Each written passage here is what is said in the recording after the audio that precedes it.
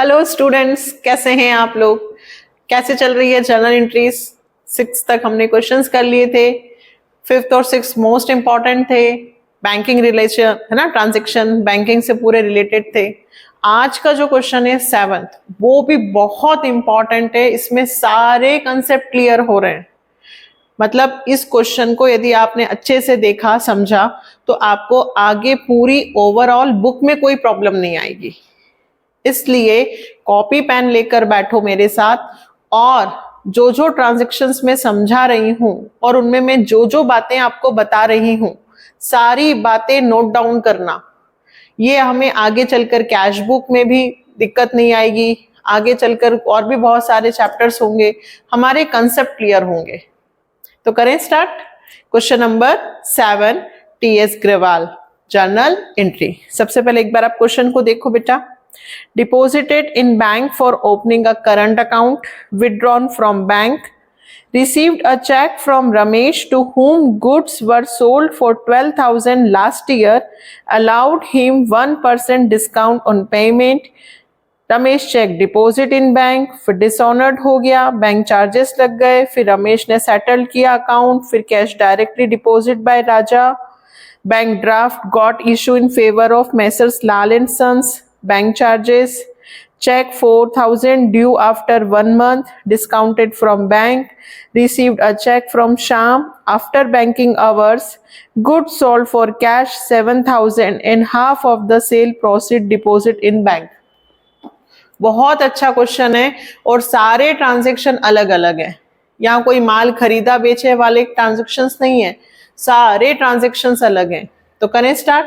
पहला transaction, first transaction में इन्होंने कहा है अप्रैल 1 10,000 रुपीज 2024, अप्रैल 1। अच्छा, अब फॉर्मेट तो हमें आने लगा है ना। फॉर्मेट कैसे? Date, particular, LF, debit, credit, ऊपर in the books of journal, और यदि नाम हो तो उसका नाम लिखना किसका है। यहां पर दिया है क्या?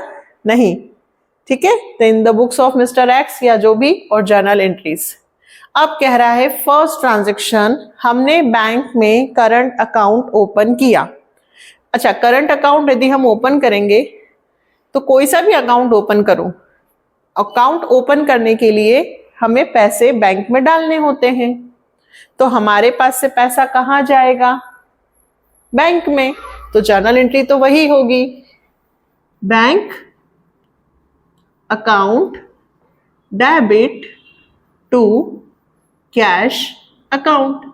बैंक का बैलेंस इंक्रीज हो रहा है और हमारे पास से कैश डिक्रीज हो रहा है ना। हमारे पास से कैश जा रहा है कितने रुपए का? 10,000।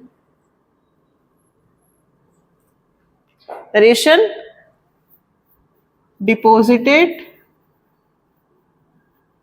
मनी, और चाहे तो लिख सकते हैं ओपन करंट अकाउंट, अगर लिखना चाहें तो, वरना डिपॉजिट मनी से भी काम चल सकता है। ये हमारा फर्स्ट ट्रांजैक्शन कंप्लीट हो गया।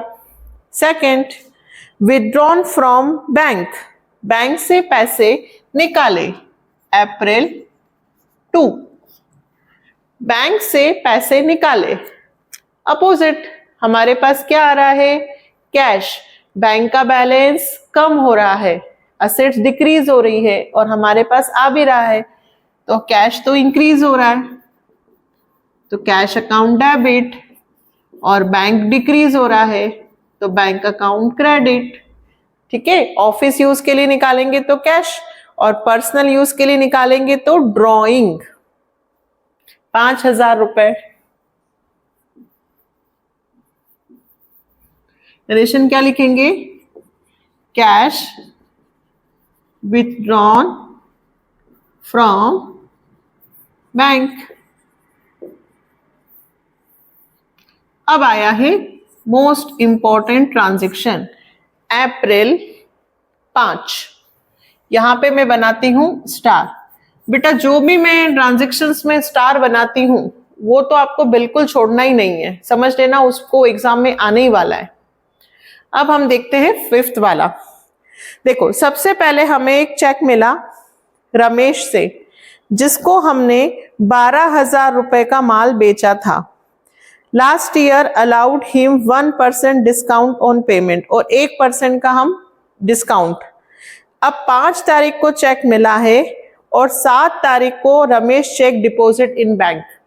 ध्यान से सुनना, हमें चेक मिला, अगर चेक उसी दिन, जिस दिन हमें चेक मिलता है, हम उसी दिन बैंक में जमा कर देते हैं तो वो बैंक चेक नहीं होता, बल्कि वो क्या कहलाता है, बैंक। बट यहां पे 5 तारीख को चेक मिला और जमा हमने 2 दिन बाद 7 तारीख को किया, तो 5 तारीख को वो चेक जो है वो चेक इन हैंड कहलाएगा, क्योंकि चेक अभी हमारे हाथों में है, अभी बैंक में चेक नहीं गया। तो जब भी चेक रिसीव्ड होगा, जब भी चेक रिसीव्ड हो, तो आप सबसे पहले नीचे क्वेश्चन में देख लेना कि वो डिपॉजिट अलग से हो रहा है क्या, तो वो चेक माना जाएगा। और यदि अलग से इंफॉर्मेशन नहीं है तो फिर हम ये मानेंगे कि हमने चेक उसी दिन बैंक में जमा कर दिया। देखो यहां पे 5 तारीख को मिला है चेक और जमा हुआ है 7 को। 5 को आपके पास चेक हाथ में ही था, ठीक है, तो आपके पास चेक आया, तो cheque in hand, account debit, ठीक है।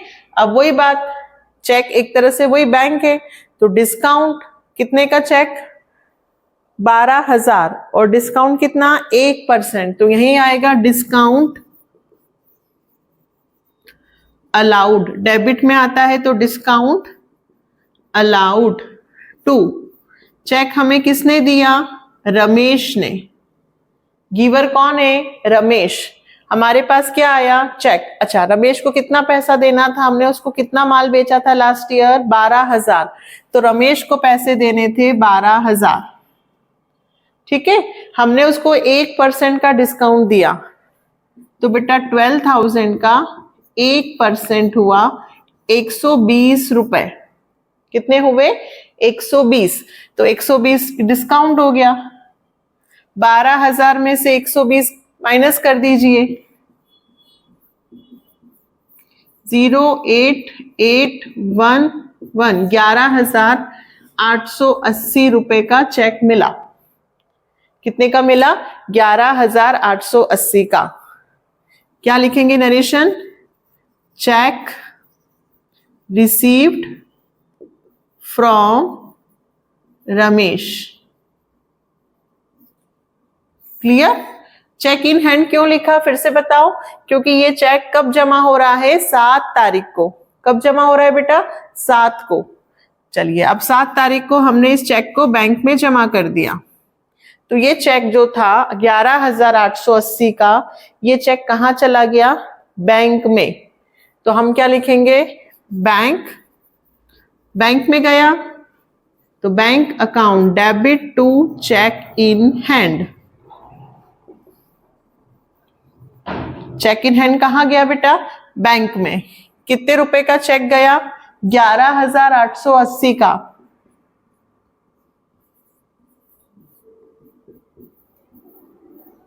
चेक इन हैंड कहां गया, बैंक में। क्या लिखेंगे narration, check deposited into bank, ठीक है। ये चेक कहां चला गया, बैंक में। इतना क्लियर है। अब हम इस तरफ कर लेते हैं।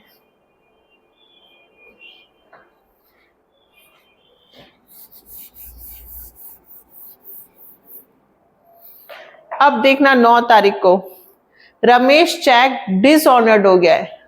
अब सोचिए क्या होगा। डिसऑनर्ड की एंट्रीज मैंने बताई थी ना, फिर से date,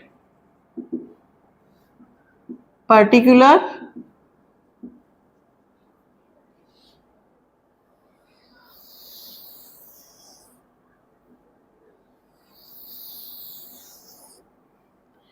LF, debit amount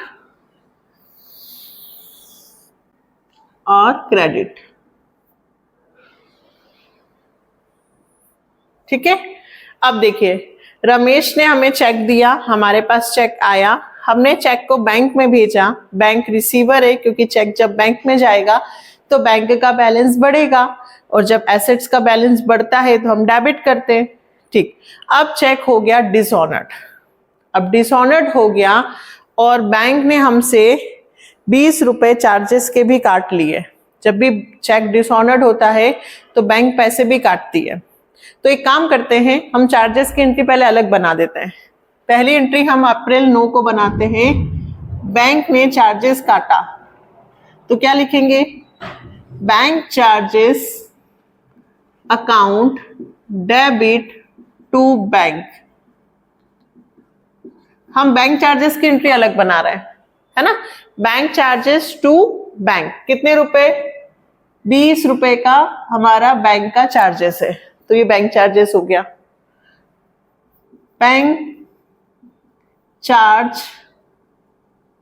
charges या bank charges charged by bank, bank charges charge लिख दो, काफी है। अब आगे क्या हुआ, आगे देखते हैं। रमेश चेक डिसऑनर्ड, अब सुनना ध्यान से, रमेश का चेक डिसऑनर्ड हो गया, तो ये भी अप्रैल 9 को ही है। अब मैंने कहा था कि जब चेक मिलता है ना, तो हम जो एंट्री करते हैं उसको हम अपोजिट कर देना चाहिए, उल्टा, है ना। बैंक में पैसे जमा हुए क्या, नहीं, बैंक में पैसे जमा नहीं हुए, एंट्री ये उल्टी होगी, बस चेक की जगह क्या आएगा, बैंक, क्योंकि वो चेक बैंक बन चुका है। क्या बन चुका है, बैंक। देखो एक एक चीज समझते हैं। सबसे पहले डिसऑनर्ड की एंट्री को रिवर्स करना है, तो ये रमेश जो क्रेडिट था, क्योंकि पहले रमेश हमें पैसे दे रहा था तो हमारी लायबिलिटी कम हो गई, बट रमेश का पैसा हमको मिला ही नहीं, तो हमारी लायबिलिटी वापस बढ़ेगी, वो पैसे हमें देगा।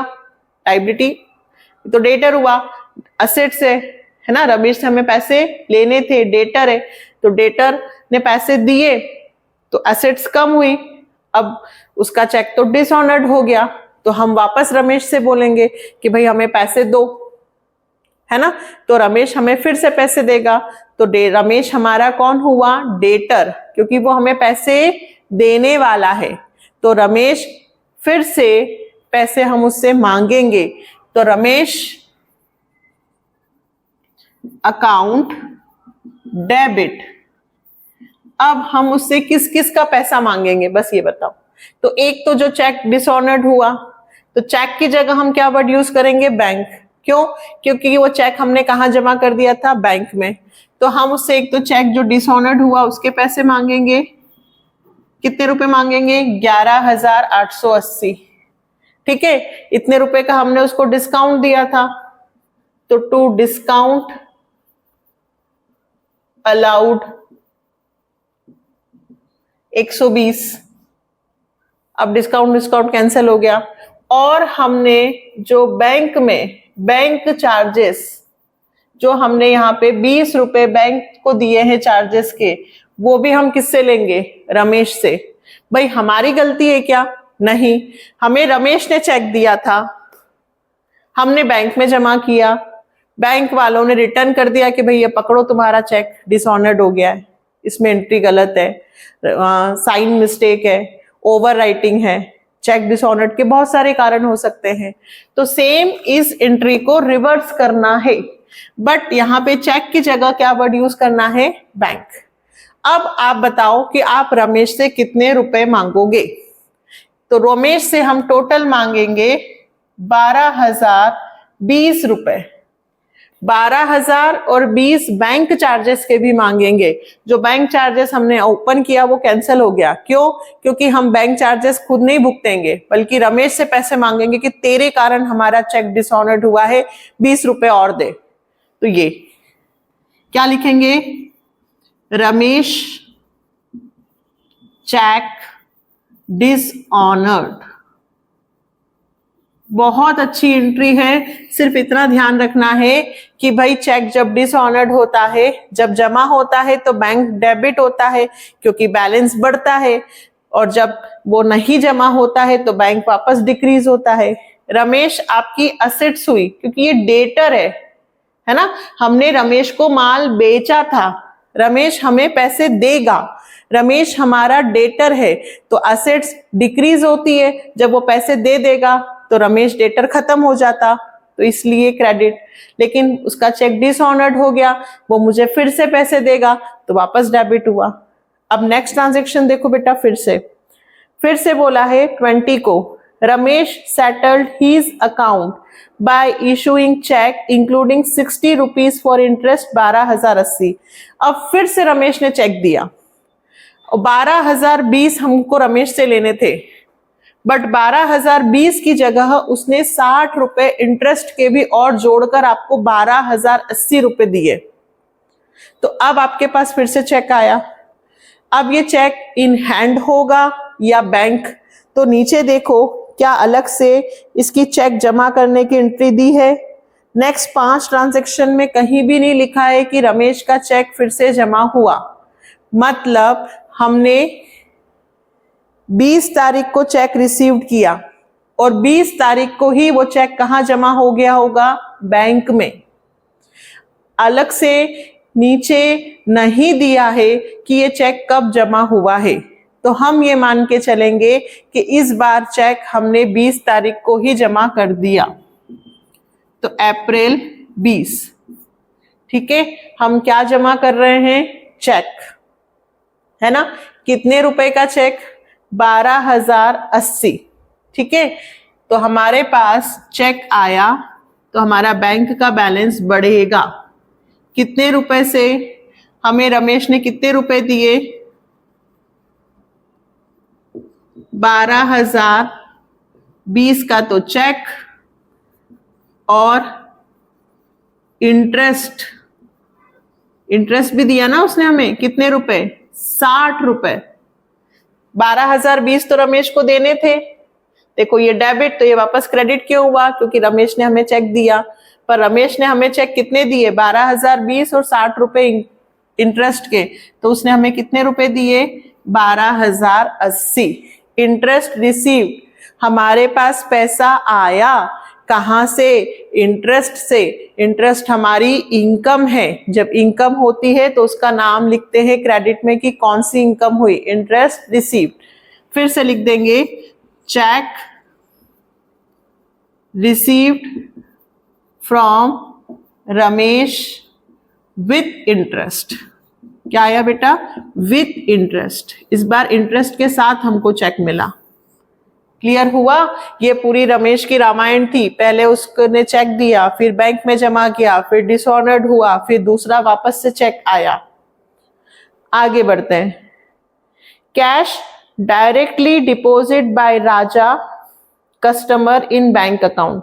देखिए अप्रैल 21 को बैंक में पैसे जमा कर दिए, तो बैंक का बैलेंस बढ़ गया, बैंक का बैलेंस बढ़ गया। किसने पैसे जमा करे, कौन है डेटर, देने वाला, टू राजा। कौन है, टू राजा। तो बैंक का हमारा बैलेंस बढ़ा और पैसे हमें किसने दिए, राजा ने। कितने रुपए, 8,000।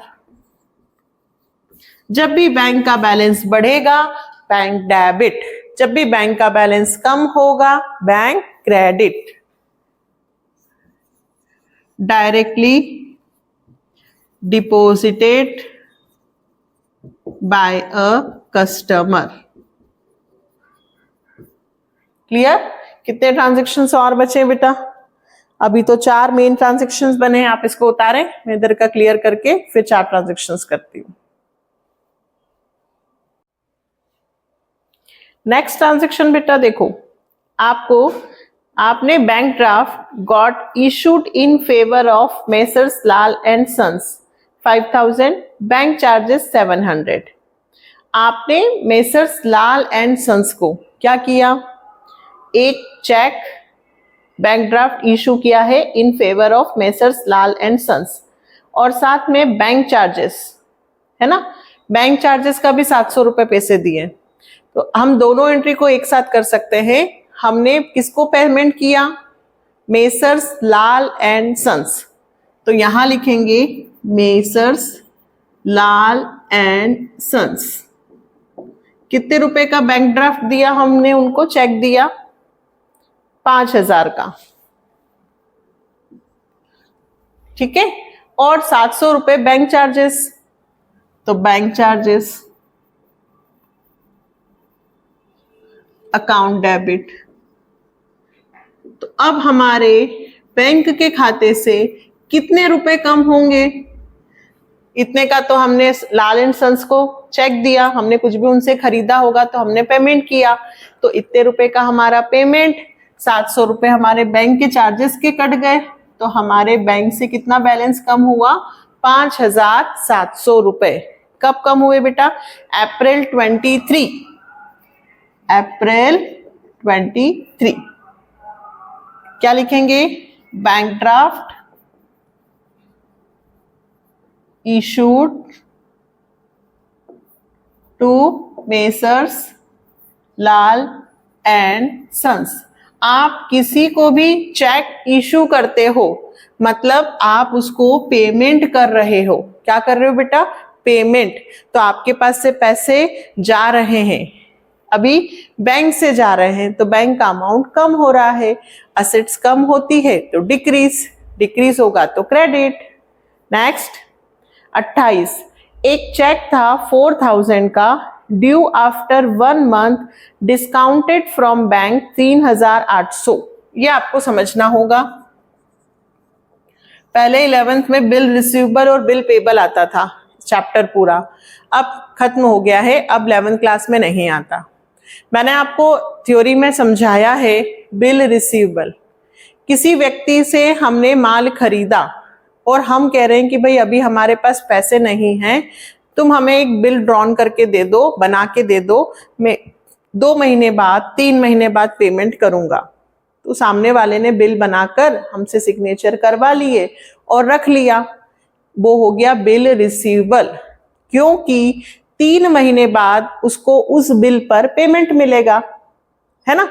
अब हमारे पास वो बिल है, हमको 3 महीने बाद पेमेंट मिलेगा, अब हमें पैसे की जरूरत अभी है, तो हम उस बिल को बैंक में दे सकते हैं और बैंक हमें नॉमिनल चार्जेस डिस्काउंट काटकर पेमेंट कर देगा। कहने का मतलब आपके पास एक बिल है जिस पे आपको 1 महीने बाद, 2 महीने बाद, जैसे इसमें 1 महीने बाद पेमेंट मिलेगा। एक बिल है जिस पे मुझे पेमेंट कब मिलेगा? 1 महीने बाद। वो बिल है 4,000 रुपए का, मुझे पैसे की जरूरत आज है, तो मैंने उस बिल रिसीवेबल को कहाँ भेजा? बैंक में, और बैंक ने 4,000 में से 200 रुपए डिस्काउंट काट कर 3,800 रुपए आपको दे दिए। मैडम बैंक का क्या फायदा? बैंक को 1 महीने बाद उस बिल पर कितने मिलेंगे? 4,000। तो एक तरह से बैंक की 200 रुपए की कमाई हुई, हमें 1 महीने पहले पेमेंट मिल गया क्योंकि हमें जरूरत थी। तो कभी भी आपके पास कोई बिल है जिस पे आपको पेमेंट मिलने वाला है और यदि आपको पैसे की जरूरत अभी है, तो आप उस बिल को बैंक में डिस्काउंट करवा सकते हैं, मतलब बैंक से पैसे ले सकते हैं। कहा था ना मैंने, बहुत इंपॉर्टेंट है। वो सारे, ये सारे स्टार वाले हैं, देखा जाए तो ये पूरा क्वेश्चन ही स्टार वाला है ना। तो यहां पे क्या होगा? हमने बैंक का बैलेंस हमारा बढ़ेगा क्योंकि हमने बिल रिसीवेबल कहां भेजा? बैंक में। कितने रुपए का बिल रिसीवेबल भेजा? 4,000 का। बैंक ने 200 रुपए काट के 3,800 रुपए मेरे खाते में जमा कर दिए, तो मेरा बैंक का बैलेंस 3,800 रुपए से बढ़ गया। 200 रुपए का डिस्काउंट अलाउड है, यहाँ डिस्काउंट अलाउड ना लिखते हुए यहाँ डिस्काउंट चार्जेस लिखे, क्योंकि यहाँ पे तो बैंक ने पैसे काटे हैं, तो बैंक ने 200 रुपए डिस्काउंट के काटे हैं। नरेशन क्या लिखेंगे? Bill receivable discounted from bank. जब भी हम बैंक से बिल का पैसा लेंगे, है ना, बिल का पैसा कहां से लेंगे? बैंक से, तो वर्ड यूज करना डिस्काउंटेड। नेक्स्ट, बहुत अच्छा ट्रांजैक्शन है ये भी। Last second, April 30 received a cheque from Shyam after banking hours. देखिए हमें एक चेक मिला, तो मैंने इस पूरे क्वेश्चन में क्या बताया कि चेक मिलने पर वो चेक में लिखाएगा या बैंक में, चेक इन हैंड बोलेंगे या बैंक बोलेंगे। तो यहाँ पे चेक मिला but after banking hours. After banking hours का मतलब ये हुआ कि बैंक का काम खत्म हो गया, या मतलब जब चेक 3 बजे 4 बजे आया है तो बैंक उस दिन चेक जमा नहीं करेगा, बल्कि किस दिन करेगा, नेक्स्ट दिन। आप आफ्टर लंच यदि जाते हो बैंक में तो कभी भी चेक डिपॉजिट नहीं होगा, चेक कब होगा, अगले दिन। तो after banking hours cheque bank में जमा नहीं होगा, इसलिए हम लिखेंगे चेक इन हैंड। हमारे पास चेक आया, कहां से आया, शाम से। कौन है गिवर, शाम। कितने रुपए का, 1000, है ना। नरेशन लिख लेंगे इसकी, चेक रिसीव्ड फ्रॉम शाम। क्या लिखेंगे, चेक रिसीव्ड फ्रॉम शाम। लास्ट ट्रांजेक्शन बेटा अप्रैल 30, ये भी बहुत अच्छा है। गुड्स सोल्ड फॉर कैश 7000, हमने 7000 का माल बेचा। Half the cell proceed deposit in bank, 7000 का माल बेचा तो 2 सेल्स में कितने आएंगे, 7000। स्टॉक कम हुआ, असेट्स कम हुए, डिक्रीज सेल्स। इसमें से आधा पैसा मुझे नगद मिल रहा है, क्यों, क्योंकि आधा मैंने बैंक में जमा कर दिया।